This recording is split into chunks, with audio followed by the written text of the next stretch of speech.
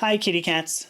I am Amethyst Herrick, your hostess for the Purple Podcast, a bi-weekly discussion from your friends at the Purple Paw Clan, exploring the intersection of identity and gender, sexuality and intimacy, and community and spirituality. This content you're watching right here is brought to you by all supporters of the Purple Paw Clan. If you're already a supporter, first of all, let me just thank you for your ongoing support. I'm sure you know very well that subscribers not only receive new content directly to their email inboxes as soon as it publishes, but are also able to interact with every contributor directly, which includes me. And if there's any reason not to interact with me, I can't think of it. So, if you would like to support shows just like this one, as well as our other podcasts, videos, and written articles by me and our contributors, I hope you will consider subscribing using those links you're going to find down there in the show notes. Well, I am very, very excited to introduce my guest today, Maevius Lynn. Hello, Lynn. How are you doing? Hello, I'm doing well, and I'm very grateful and excited to be joining you today on this podcast, especially for Pride Month. Yeah. Well, wait, just tell you what, though. Before you make that comment, let's actually record, and then we'll ask you again at the end. Was it still, are you still happy to have been here? Oh, sounds good. You never know, because, I don't want you to walk out of here and go, God, that was just awful. I can't believe I said that at the beginning. No. Maybe you won't. All right, so Lynn is an esoteric author, a content creator, and a Thelemite as well, which is kind of fun. Much of what Lynn does is content about Thelema and its application in regular life. And what's kind of fun is that Lynn and I had a conversation, and she had mentioned her queer identity plays into this. So I figured for Pride Month, here we are, let's do it. I'm wearing my moon shirt, but, oops, can't really see it. I'm wearing my moon shirt, but it's like a half moon right now, so it's really not, it's not that important, but I thought it was fun. So let me start off. I always love having like I guess I want to call it like an origin story sort of thing. Obviously now you talk a lot about magic on your YouTube channel and Patreon. I'm curious, have you always had like a magical life? Was it always like spiritual and magical just when you were growing up? Yeah, I would say yes, but maybe not in the way people would expect. Okay. I always hear these fantastic stories from other practitioners and other authors about like, oh yes, I was contacted by this deity or I had this experience with fairies, and I never really had that. Mine was always a sincere interest in truth, nature, science, math, and wanting to get as close as possible to the universe and universal truth. And to try to tie this back into queer identity, and I think a lot of people will relate to this. I grew up at a different time, I'm almost 40, and back then, there just wasn't access to knowing about LGBT anything. And I did not know gay people even existed until I got to end of middle school, high school time. So back when I was in elementary school and not fitting the mold of what was expected to me, having crush on boys and stuff like that, I just wasn't vibing with that. So the only framework I had to understand what that meant was, oh, well, my calling is to God. I want to be a nun. And I feel like a lot of queer people perhaps may relate to that story because I was like, well, I definitely don't want this heterosexual mold. I don't want to be in that. So it must be this. And that was the only framework I had to understand that. Yeah. And queer activism has also been a huge part of my life, and leftist activism. And when I was volunteering at various LGBT centers and stuff like that, I would have the pleasure and honor of talking to older lesbians and older members of our community. And they said, wow, you too. And some of the women actually were nuns, and before leaving. Oh my gosh. Yeah. So it's interesting to see that pattern repeat. And, it's because of, having a chance to share our voices on podcasts like this and other spaces. It's a chance to allow younger people and people coming into their own a chance to know sooner, I guess, than what I didn't have. Yeah. That's so fascinating that you said that. I have not heard that story before, but it was the same with me. But I was like, well, I'm very drawn to a spiritual path. I guess I must go to some, Christian. For me, it was to, the priesthood, but Yeah, yeah. scratch that. I wasn't really. I mean, let's not talk about that bit. I was the old person, but We have more in common than we probably knew we had. yeah, yeah. And so you've seen this over and over. You've seen it in several other people. Yeah, talking to older Weird. lesbians. Yeah. I had no idea. I've never even seen that. So, I mean, obviously, so you didn't become a nun. Well, did you Yeah. become a nun? Maybe that's the No. no. Okay, so you didn't become a nun. How did Thelema? This is Thelema. I keep on saying it slightly incorrectly. No, you're saying it. How You're saying it correctly. You're saying it the way my fiance pronounces it, and I say it another weird way. I say Thelema. So you're completely valid in your pronunciation of it. But if you look at Wikipedia, which I think is actually that is pretty much the standard. If you look at Wikipedia, it shows it as Thelema, but I'm like, well, it's Greek and that's Thelema. Anyway, moving on. You landed on the age-old favorite esoteric topic of like magicians in general is like how to pronounce Greek versus the ancient Greek versus how do I take into account like local regional dialects. So I'm from the South. I was born and raised in Florida, but like I did school in Virginia and now I'm living in North Carolina. So a little bit of a Southern accent sometimes comes out when I say things. And that's not a function of me being wrong. It's a function of me being a Southern person. Sure. Sure. Yeah. It's funny you should say that too, because I once read, and I think it was a John Michael Greer book, I don't recall, but he said basically if you can just get two Kabbalists to agree on how to spell it, like you have an esoteric movement. There are three, maybe he said three, for Kabbalah, which is, you never know how to spell that, but so you didn't become a nun. That's good. How did Thelema? See, I got it. How did Thelema stand out to you? What was it that made you go, okay, I got to do that? Or did you go through other spiritual paths first? Yeah. I wouldn't say I went through other spiritual paths. It was sort of like this long, continuous journey of the same thing. And I would even tie it back to those early days of wanting to be a nun and study the Bible. Like it's all just been a progression for me, an evolution. Sure. And it's not really, for me, it always felt like I wasn't replacing things, but like adding to it, like a big, I don't know if people are familiar with the video game Katamari, like that feels like more like my spiritual life. I love that. Yeah. Just rolling up new things I learn about myself and the world. Yeah. So I actually, this is also super relevant. The way I stumbled into esotericism was through philosophy. Philosophy was my gateway drug. And how did someone living in Florida in a conservative area start just reading Camus and Nietzsche in high school? Because it certainly wasn't my curriculum. Well, what happened was it was actually a direct result of my queerness. Because again, we didn't have the internet like it is now. It was like, what are gay people? What are these feelings I'm having? What is this stuff about my identity I'm questioning?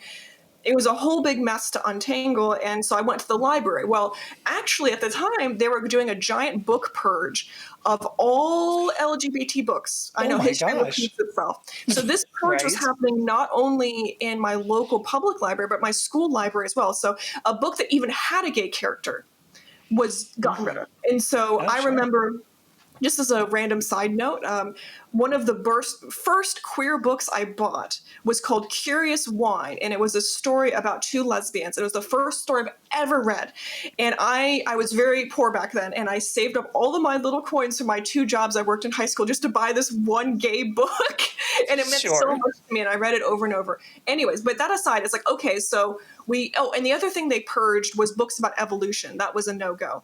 And so someone who was interested also in science, I was like, well, that sucks for me, right? So the only thing really left of interest, because how many times can you read about Thomas the Tank Engine, like kids' books? Not many for me, was philosophy. They left behind the Nietzsche, the Camus, the Sartre, the Heidegger. All of that was there. And I was like, well, I guess I'm reading this. And so aside from my one queer book I could afford at the time, which Curious Wine is a good read, by the way, if someone wants a good lesbian book. Sure. But I just dove in, and quite frankly, I did not understand what I was reading.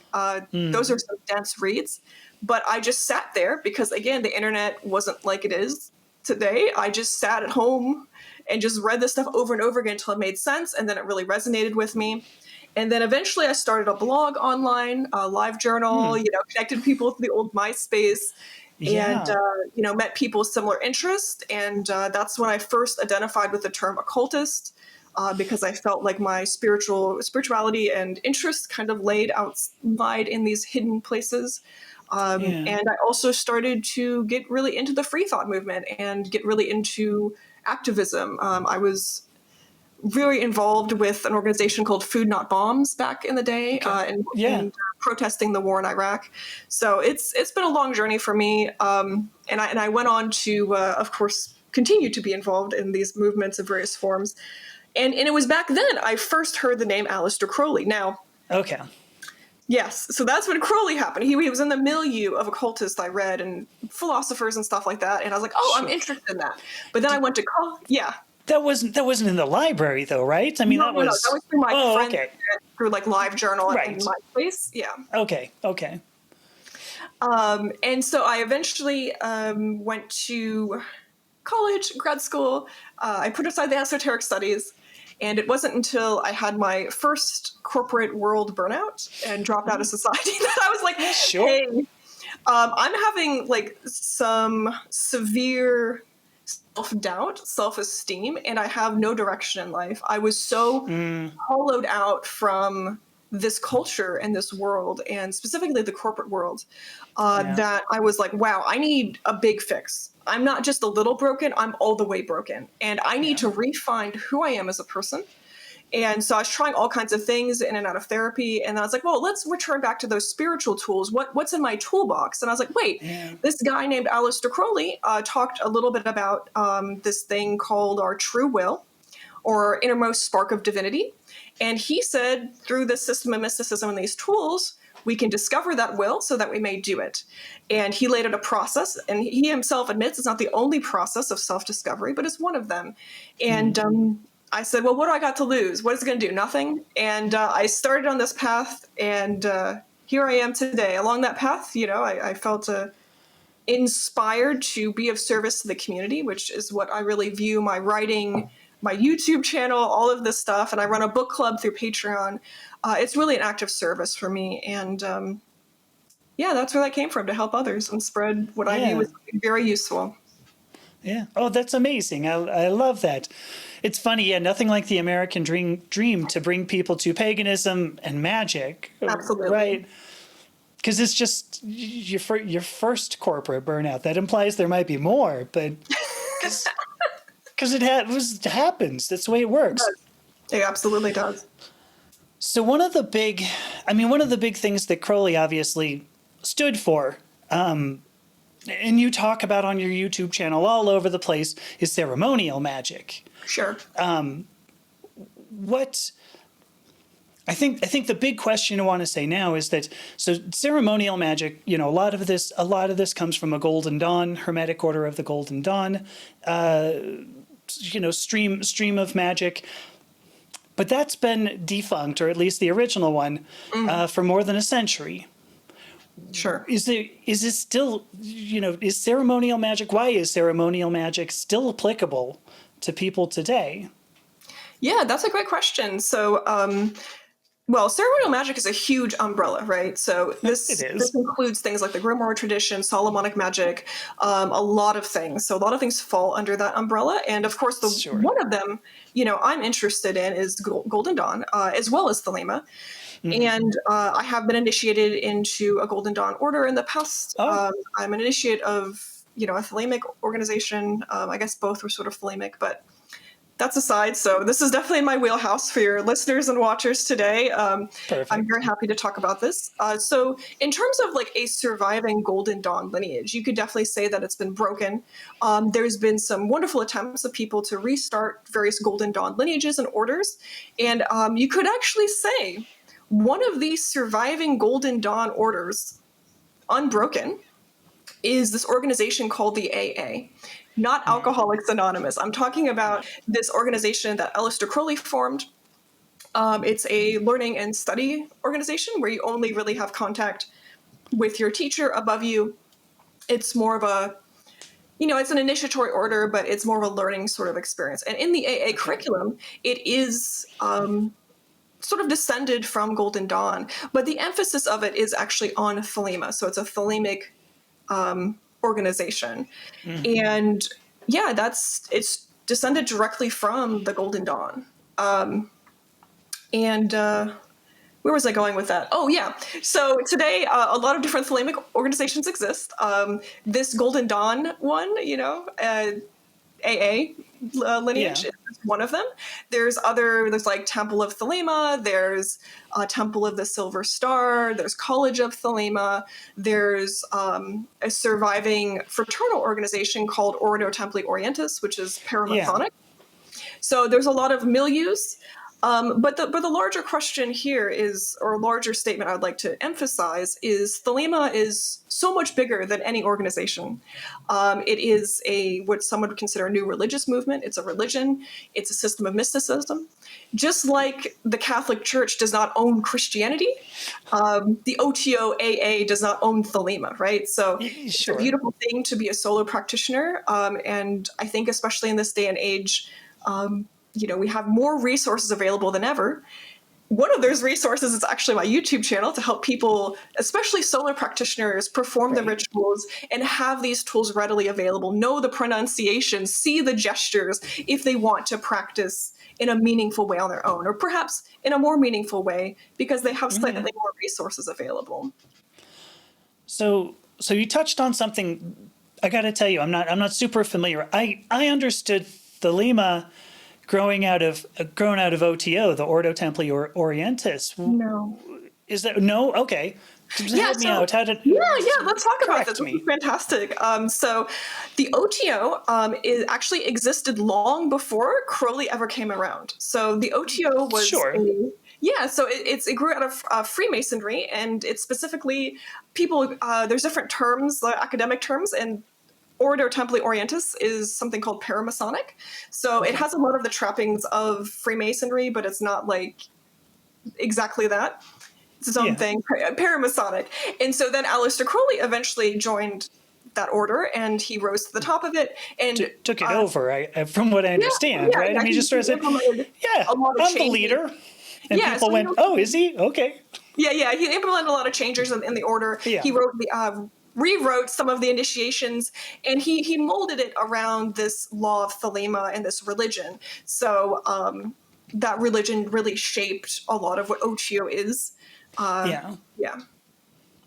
Okay. Thank you. I know that Crowley ended up writing a bunch, and of course, because the Equinox went through AA or OTO. Then, sorry, the Equinox was his monthly or quarterly magazine. What did that go through? Was it OTO or AA? It was in service to the AA, I believe. Yeah. Okay. Oh gosh. Okay. So apparently I needed a history lesson. Thank you. You're fine. And actually, this is a great chance to plug if people are interested. I'm not going to go on the bookshelf and grab it, but there's a book called Forgotten Templars. So if people are interested in the history of the OTO and some of these different Masonic lineages, my fiance actually wrote it, Richard Kaczynski. So go check out Forgotten Templars. It's out of print, but this is why everyone should come watch podcasts like this. Here's the down low on that. I actually pushed him to re-release this book and do another version. It just involves us going to England to do some research in person, physical research for the new version of Forgotten Templars. And I want to do wedding-related stuff in England too. So we are kind of trying to time it because it's expensive to cross the pond to do like us stuff and Forgotten Templars research. Right.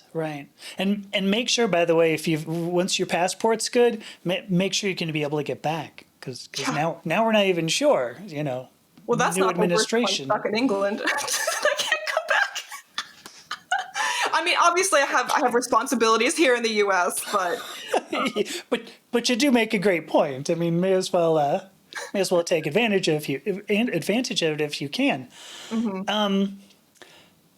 So I want to bring up too, because Aleister Crowley is a controversial person. Yeah. I mean, I was right. The most evil man. What was his? Oh yeah, the tabloid Most evil man the alive. wickedest man in the world. Yeah. Yeah, thank you. Wickedest man in the world. A controversial type figure. Most people too, and this I'm going to get to a question, I promise.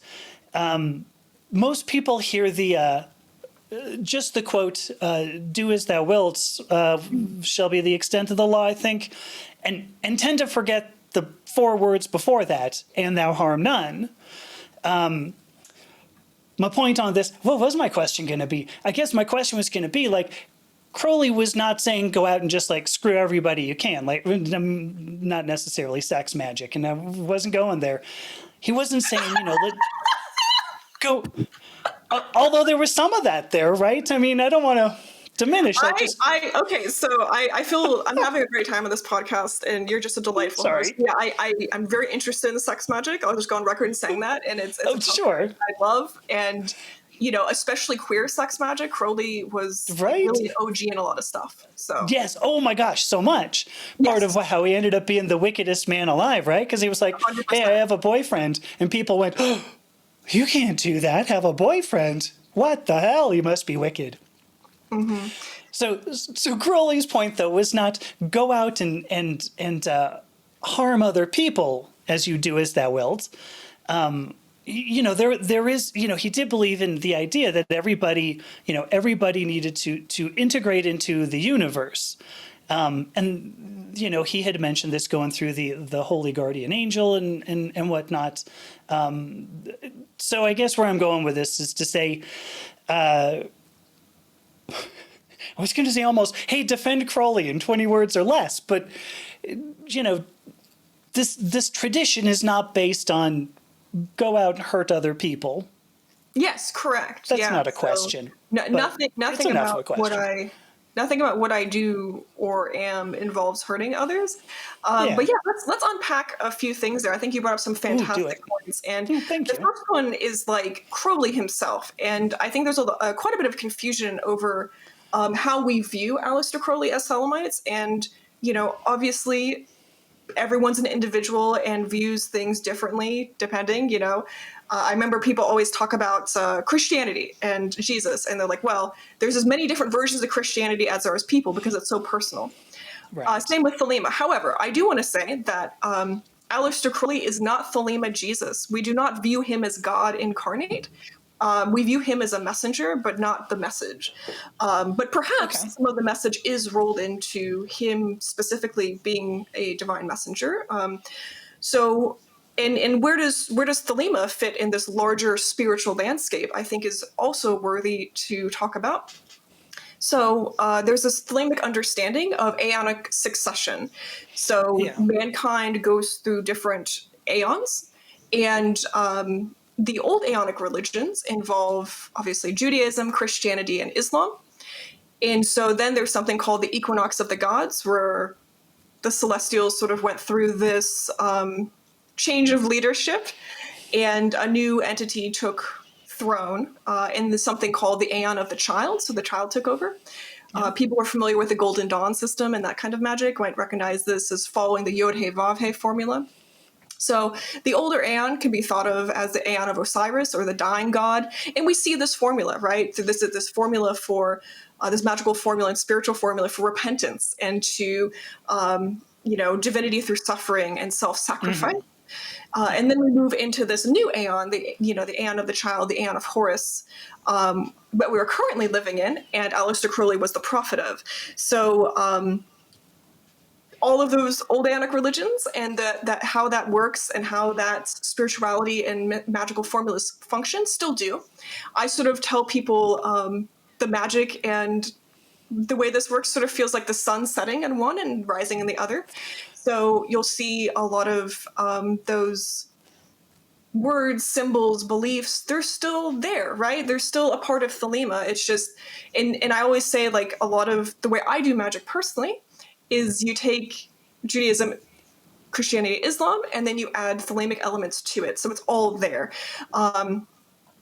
Anyway, the point is that Thelema exists after Islam in this spiritual evolution, and it is categorized as a new religious movement with its own kind of specific beliefs. And one of those beliefs, again, is not the worship of Crowley. So I personally find a lot of the way he talks abhorrent. I think it's pretty gross. That being said, I also disagree. I find his, aristocratic British attitude towards others, especially partners he had, abhorrent as well. And as a Thelemite, that's not in conflict, right? Like, I can hate those parts of Crowley and still realize he delivered a message and he delivered spiritual tools to mankind that we desperately needed, especially when it comes to, from the get-go, delivering tools of empowerment, for self-empowerment for queer people and marginalized people. So you can hate Crowley and still be a Thelemite, but you can also love Crowley and still be a Thelemite. Right. Those two are not requirements. Okay. That was beautiful. Thank you. I mean, I didn't intend it to be like this gotcha kind of thing. Just No, it's good. obviously Crowley is associated with so much of this as the prophet of the new aeon, as you mentioned. So, all right. So you had brought up, and this is really where I wanted to go with the whole thing. But you gave me a perfect segue. You said, particularly for queer and marginalized people. Sure. Ooh, gosh, that's what I want to talk about. Why is Thelema? I'll make it, I'll promise. Why is Thelema, why is it so right for queer and marginalized people? Yeah, so a lot of things. So at the very core of Thelema is a lot of things. So you mentioned this phrase that comes right out of our central sacred holy text, the Book of the Law, which is, do what thou wilt shall be the whole of the law. Yeah. And so that's not a call to do whatever you want and to just chaotically indulge. It's actually the opposite. It's a very restrictive call to align our actions and our life with our divine central spark. So this idea that all of us have this thing called true will, and through various processes, you can go through the Thelemic mysticism, AA, whatever. This idea of getting the knowledge and conversation with the holy guardian angel and going up this Kabbalistic tree of life as a method, to do the great work, to know and do your will. Sure. But that's not the only way, right? And we know this. And Crowley talked about it as well. He laid out a blueprint for one of the ways you can interface with spirituality and these spiritual tools, which is so important. I will mention, because a lot of people have strong feelings, and rightly so, about appropriation and who can use what in a spiritual space. And I just want to emphasize that, if ideally we can be using spiritual tools to know our will so that we may do it in a way that is respectful. Anyway, but that's a whole other discussion. Bringing this back to this idea of true will. So, Yeah. And why I ended up washed up on the shore of Thelema and now make content about it somehow. There's this idea that who we are is divine. And we are not divine in spite of our humanity, but because of it. And so it's a celebration of that which makes us human and uniquely human. And within this tapestry of what it is to be human, that involves everyone, every race, expression of that, every gender, sexuality, every combination, all of that. It is a worthwhile pursuit and part of our system of mysticism to know those things intimately so that you can fully express who you are and be who you are and celebrate that. And Thelema is just this beautiful framework and its tools of not only knowing yourself, but then celebrating it. So one thing I wanted to mention was that's wrapped into Thelema a bunch, is this phrase called know thyself, which comes from the Temple of Apollo inscribed in Delphi. Yeah. Yeah. And so part of that tapestry is knowing yourself. So in terms of how that expresses further in Thelema, from the very inception of organizations like the AA, organizations like, when he got involved in OTO, these from the very beginning welcomed women, people of all gender expressions, people of all sexualities, people of all races. And especially in a Victorian society, this was very unique in that fact. Crowley took on women as students. Crowley took on all kinds of things. And also getting into the fact that Crowley himself was very queer. In a time he didn't have language to express that, but he was extremely unapologetically himself and exploring that space using modern language. Crowley is what we would consider polyamorous. He was what I would consider genderqueer. And sexual. And he was bisexual, pansexual, all of these things, and very kinky as well. A lot of people misinterpret and like project onto a lot of Crowley's relationships and sexuality, like, oh, I feel that this is this way, and it's like, well, hold on, that's kink. You may not recognize it as such, but that's kink, that's role play, that's exploring that space. And as a result of that, I think that perspective, when you come to his writing, if you can get past some of his aristocratic bullshit, you'll soon discover that there are some real gems there for people looking to celebrate themselves, celebrate their identity, and find a healthy, beautiful space spiritually for that. Yeah. There are two things I want to follow up on. First of all, do I misquote Crowley?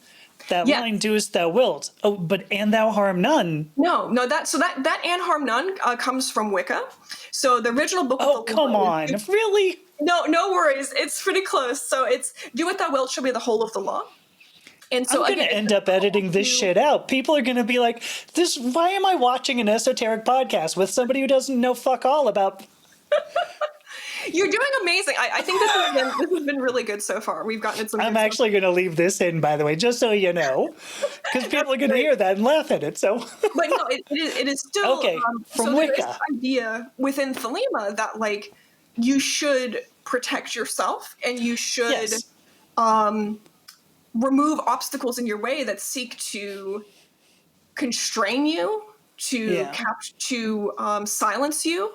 And to harm you as a person. So if someone's coming to harm you, and that's a directly, coming in conflict with you expressing your will, if someone's seeking to silence you, it does call for not necessarily retaliation, but protection, defense, defending yourself any means possible. So it's not, I always say, I'm not a Christian. I don't turn the other cheek. I will defend myself. And especially as a queer person alive in this day and age, and especially in ceremonial magic, which is very male dominated in a very stuffy, oppressive, ignorant way, I have had to defend myself, and aggressively so. I've had to be tough. I don't want to be, but I will. And so, because this was only one of two things to follow up on, but because the Holy Guardian Angel, my understanding, and tell me where I'm wrong, because clearly I'm gonna be. I may as well just admit it. It's okay. It is. The idea of the Holy Guardian Angel and your innermost spark is that it's not an individual thing, but a universal thing. So it's not like the Holy Guardian, like everybody's Holy Guardian Angel, is going to fight with each other because it's all in a greater universal current of moving the universe forward. In particular, if I understand correctly, with the new Aeon, everybody moving forward implies the entire world, universe, the human species improves. So I have all that correct? I think you make some good points there. I think you're really in the spirit of it. But I will say that the Holy Guardian Angel is an individual thing to you. So in this process of knowledge and conversation, you'll get like a name for your angel. And some people conceptualize this as a part of their subconscious, like already a physical part of them, and others conceptualize a holy guardian angel as a something external to themselves, like an angel or an entity or a spirit. So what the holy guardian angel is actually very personal to individual Thelemites or people who believe in this. So I definitely don't want to bulldoze over anyone's beliefs there. Please believe what as thou wilt, if you will. Right. But that being said, yeah, I think you're absolutely right about this concept of the universal will, that there's this idea that once we're all in alignment with our wills and our paths in the universe and in touch with that, we won't bump into each other. We won't have friction. And it'll be like more like a well-oiled machine that we can live our lives in this incarnation in a beautiful, productive, meaningful, and spiritually fulfilling way. Which also brings this idea in Thelema, this idea that existence is pure joy. And this is intention, or perhaps a deviation from the Buddhist belief of dukkha, or suffering. But in Thelema, it's this belief that we purposely incarnate so that we may have experienced the joy of union, or the joy of experiences, of going through this incarnation and just having that experience. Yeah. I appreciate the clarification on the Holy Guardian Angel. I think I said it poorly. When I meant universal, more what I mean is that each of our individual strains, Yeah. whatever, individual like currents in the river, none of those is antagonistic to another. Absolutely. And so actually getting in alignment with your true will means that you're in alignment with the universe as a whole. And that's our problem. Wait, did I grow up in California in the 80s? I've used this joke before, but I keep on, but it does. If all of us are in alignment, it's because we've understood our true will and are living according to it. Right? So I got that one. Okay. Yeah, that sounds good to me. That's a great understanding of it. Well, thank you. I know it's almost like I've read a book or two in my life, and I guess, maybe I have. Here was the other thing I wanted to follow up on. How do I say this in a way that's not going to sound really horrible? I think I'm just going to say it. Yeah, just Christianity, Abrahamic religions. Let me actually run with Abrahamic religions. The people following Abrahamic religions are responsible for many, many atrocities in our history, in written history. Obviously, can't go back too far, or because at some point there was Abraham, but obviously responsible for many, many atrocities. Obviously responsible for many of us in the queer community feeling like hell, like we do. Oh, then I have to go and use a Christian symbol, but feeling terrible for being the people we are, and not for the actions that we do, but as the people. And sure. This is a line of thought, at least, that comes through the people now who follow Christianity and Islam in particular, Judaism to a lesser extent. But there are Christian symbols, and you even mentioned you use some Christian symbols in your videos. Like, how is that not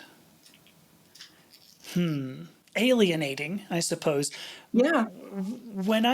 Because when I've looked at especially Golden Dawn, when I looked at Golden Dawn, currents of magic, AAOTO, Thelema, all of that I looked at, I went, oh God, but why do I have to use Christian symbols? Yeah.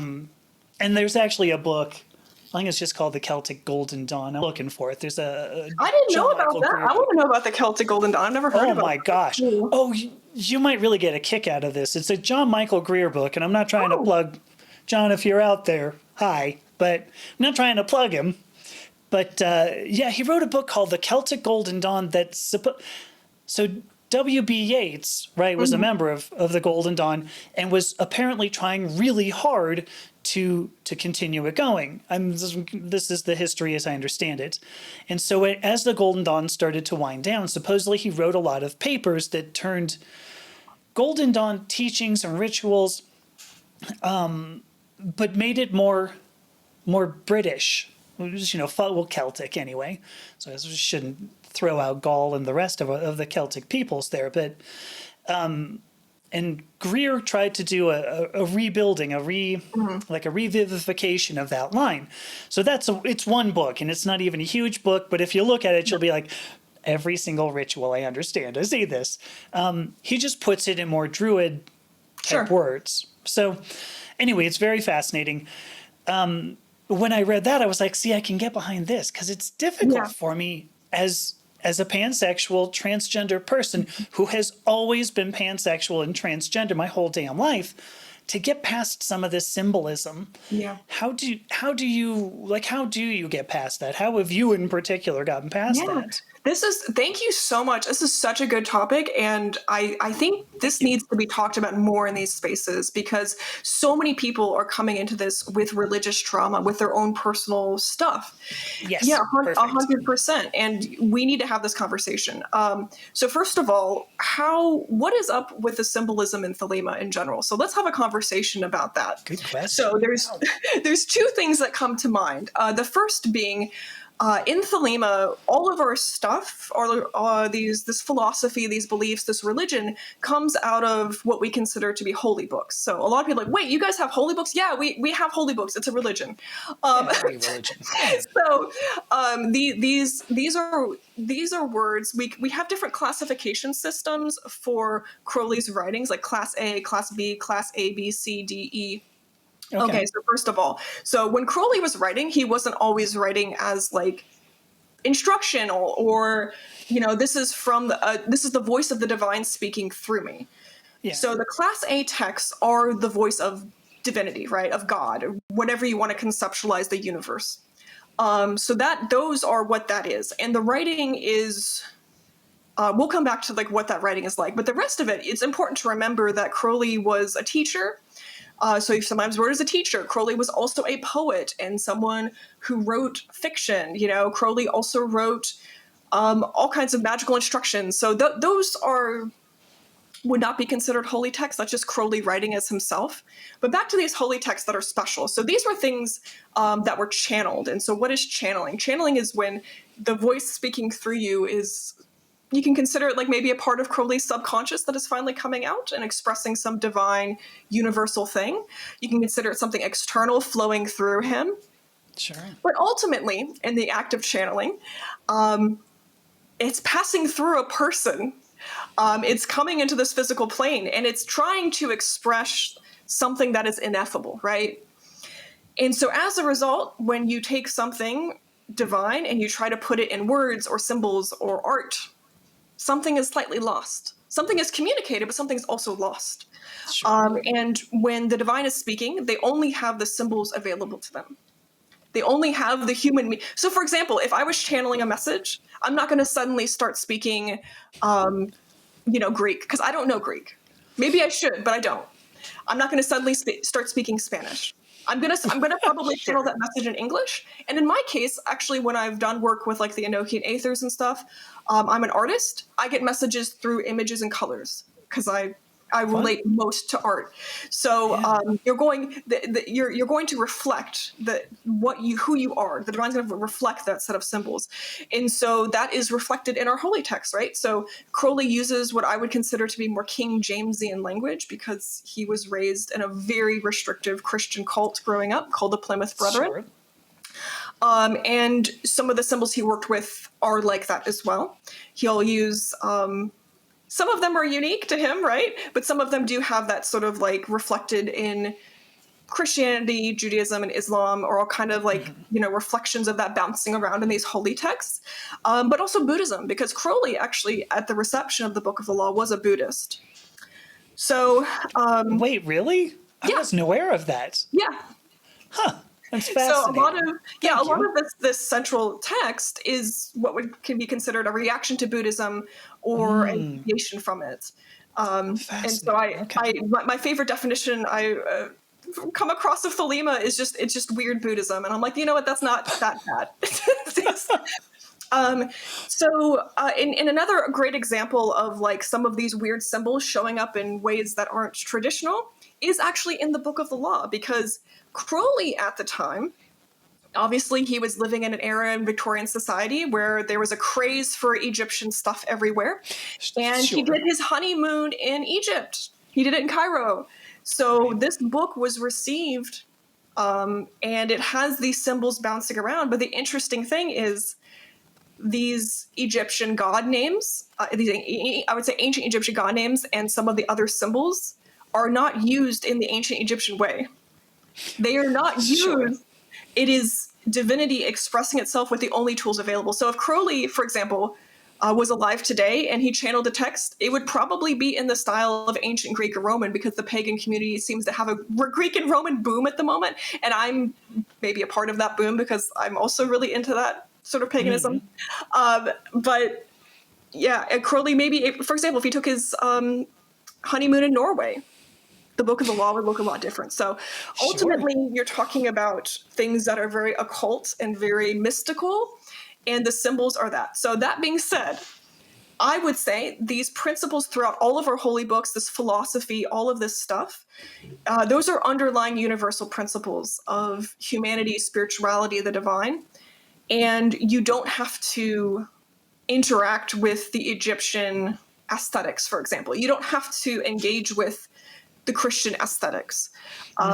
To share something personal about my own practice, I do, like I just mentioned, I do relate a lot to and have, for my own personal reasons, gravitated towards Greek and Roman pantheon and gods. And so my practice looks like that. This is about your journey, you doing your will, and that doesn't have to have these symbols in it. And I will say, though, important to keep in mind,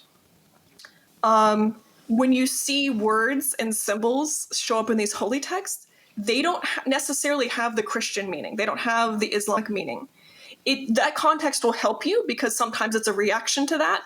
But do keep in mind that, for example, circles and crosses to me mean something very different.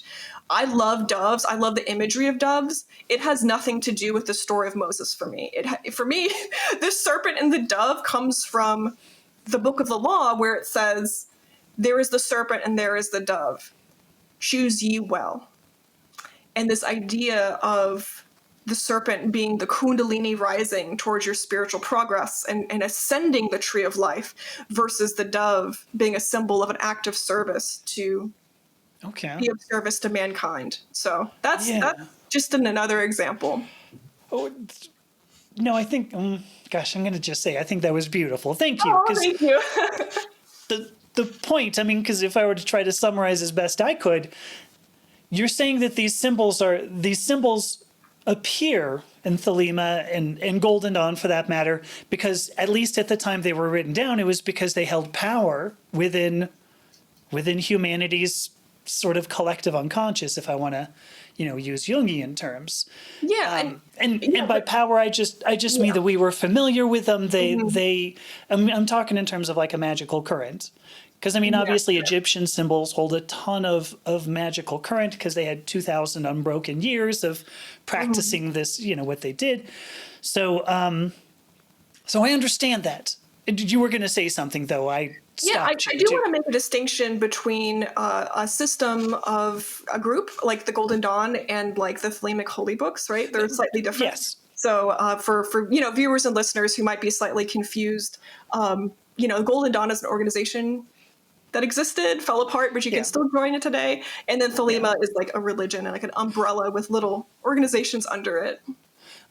Thank you. I appreciate that clarification. And I was really thinking in terms of magical currents more than anything.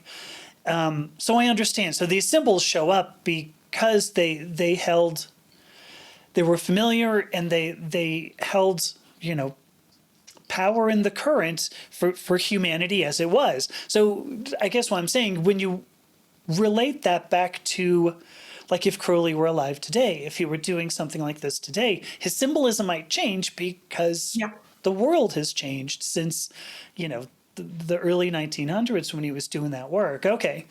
Anyway, that's what I thought was beautiful. Yeah. Thank you. And I completely believe that. And I just want to say, people feel free to disagree with me.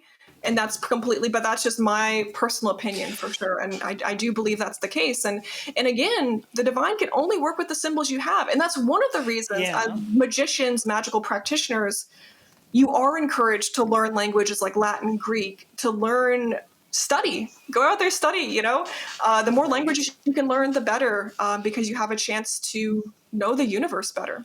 Yeah. Oh gosh. So that's so amazing. I have one more. I have a total of two more questions here that I really, really want to get to. All right. This one's going to be a long one, so help me out on focusing it down. But much of the work that I do is about identity, right? It's discovery, finding yourself, and then manifesting that in the world. This is my belief that that's very important. But I want to know your belief. Why is that so important? Why is it important for us to go within, to find that real identity, Yeah. and more importantly, to manifest that, to make it real? Why is that important? Yeah, this is the core, right? This is the core of so much of what we're It talking about. is. And I think of Do you our want to journey. schedule another podcast? Or Yeah, I mean, this is it, right? yeah, It's because the human experience and who we are is beautiful. It is an expression of the divine. We are Our incarnation is a miraculous, beautiful thing. And in order to get closer to God, in order to get closer to the divine and to have a relationship, a deeper, meaningful spiritual relationship, you obviously have to know what it is you're seeing, who you are.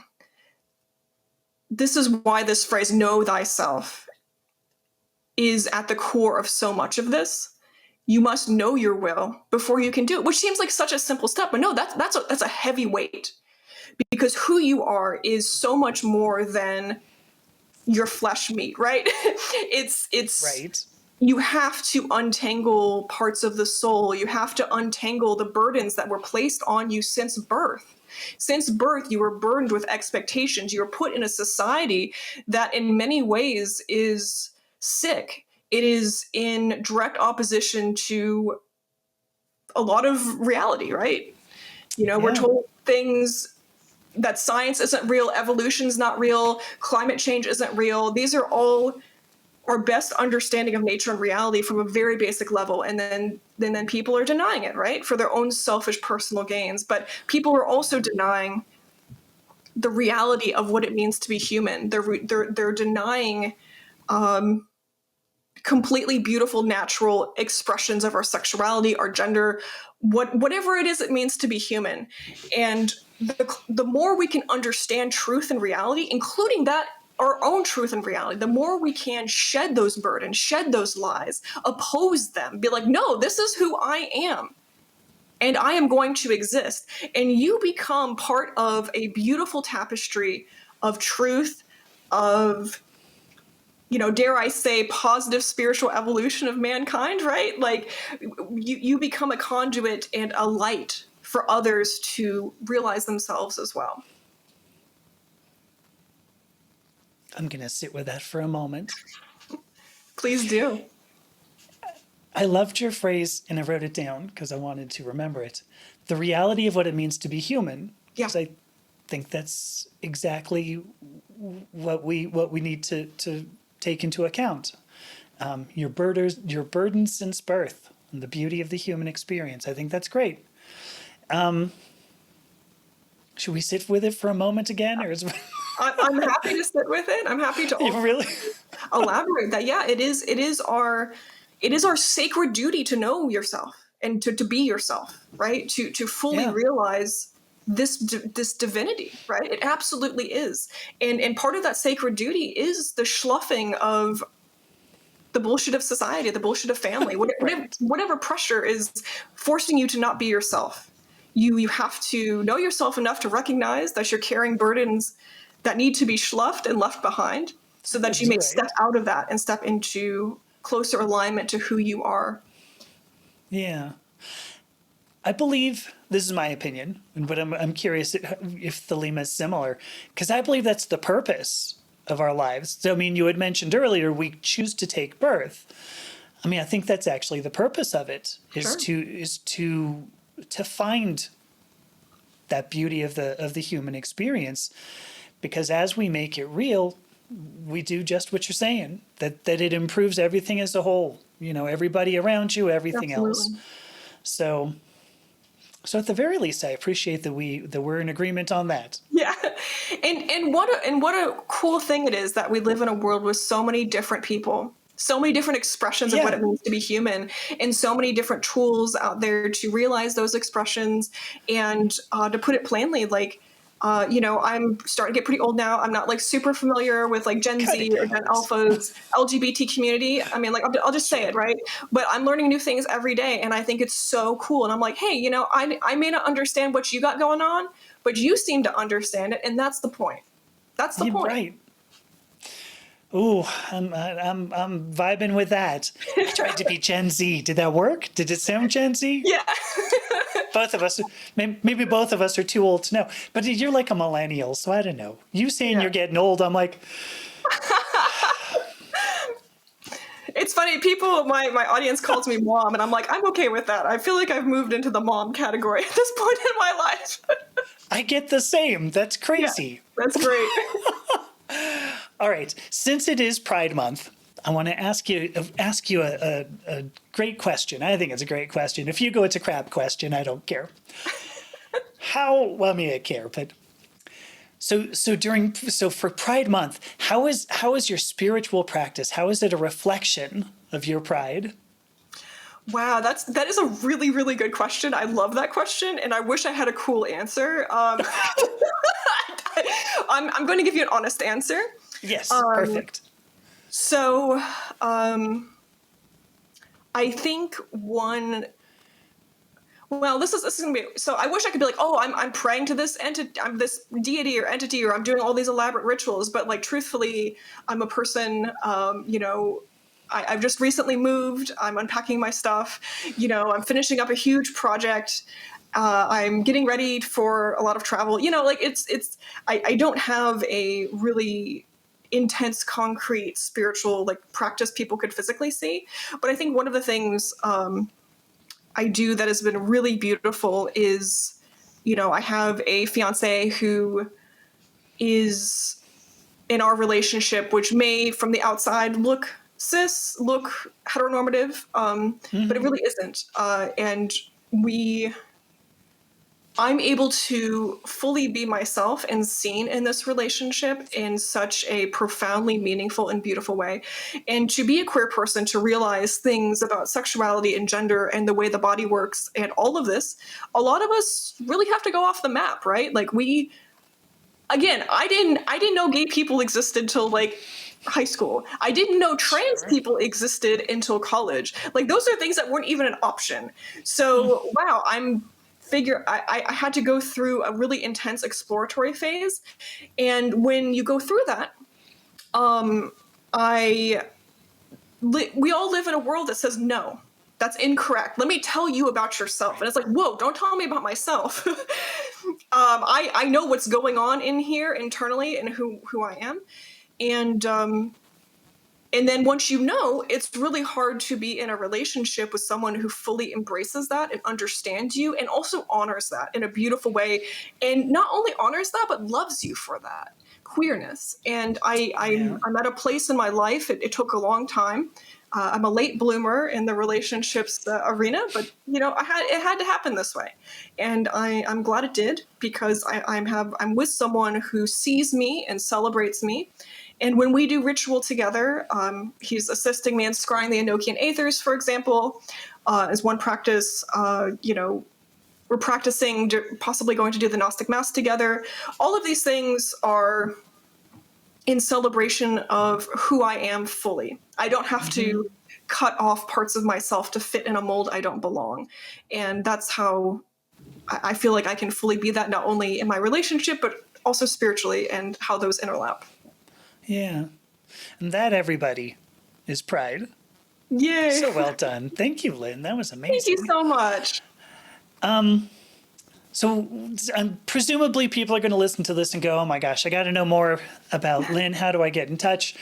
Yeah, so I've been published in 2 magazine articles, and people can read those.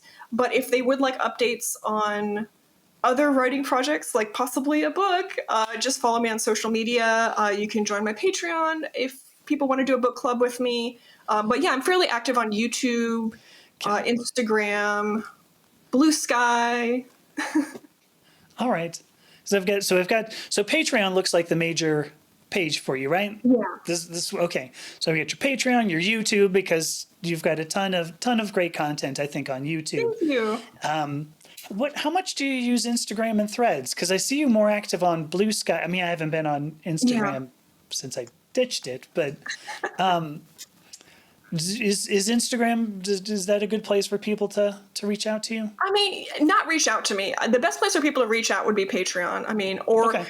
that, I mean, that's got it. Cause I mean, I just get such a flood tide of social media messages that Yeah.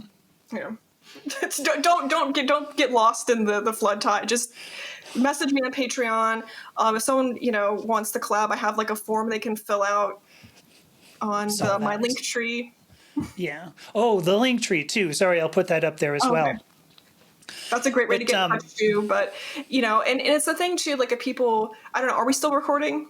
oh yeah, for sure. Okay, awesome. So FYI for people, if you are looking for a spiritual mentor or like, hey, I want to have like a one-on-one relationship with you, I don't do that. I don't do tarot readings. I don't do Okay. mentorship right now. What I can offer all of you is I do run a book club. And I provide guidance and like feedback that in that area, and you can connect with me on Patreon for extra goodies. But if you are looking for more of a mentorship kind of situation, I'm just going to recommend reach out to the AA. Reach out to Temple of the Silver Star. There's also College of Thelema. Let me mention that. But am an initiate of Temple of the Silver Star, so I'm going to recommend that. And if you're looking for like more of a fraternity, reach out to OTO or Ordo Templi Orientis, which I'm also a member of. And you can run into me in those spaces, but I am not in a leadership position in OTO or Temple of the Silver Star, so please go through the proper channels because that's not my job, and I don't check. I can't help you. I want to help you, but I can't. So Sure. Sure. That's perfect. No, I mean that's a ton of ways yeah, engage with you more. And I think I saw, I mean, like your Patreon is very, very reasonable. Like, I mean, I think it's like $1 a month. You can be part of it for like $1 a month, yeah. You which, can join the book club for literally $1 a month. And yeah, again, if someone is in is having financial hardship and you can't afford $1, listen, I understand. Just come have a conversation with me. Send me a message. Be like, hey, I really can't afford $1. And you know what? I don't want you to miss out on book club or whatever just because you can't afford $1, and I'll work with you. that's amazing. Yeah. Wow, look at you. All right, well, we're coming near the end here, and I feel bummed. I feel super bummed because I've learned a ton, even just in this past hour. So I'll go ahead and do my little close down. So I'm Amethyst Herrick. You've been listening to the Purple Podcast. My guest has been Maevius Lynn, one of my favorite people now. We've been talking about spiritual currents, Thelema, and of course the reality of what it means to be human. So thank you so much, Lynn, for all of your time. Thank you to our listeners as well. Thank you so much. It was a joy and honor.